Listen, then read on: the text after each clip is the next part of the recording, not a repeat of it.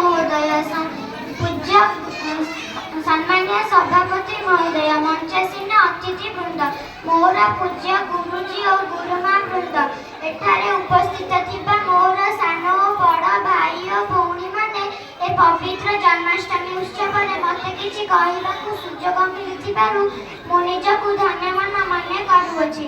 जन्माष्टमी हिंदू मानकर एक मुख्य पर्व।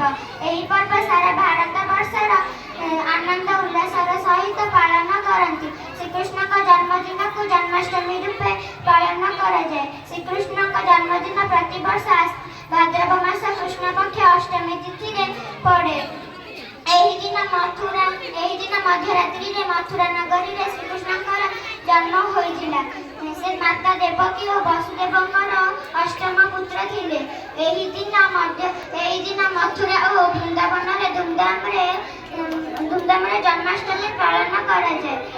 एही पर्व आमको भगवान देखाइथिबा पथरे चलिबा एवं तांकर आवश्यक पालन करिबा सहित मानव जातिर विकास लगी आमको योगदान देवाक संदेश देता। एतिकी कही मो वक्तव्य समाप्त करुछि। जय श्री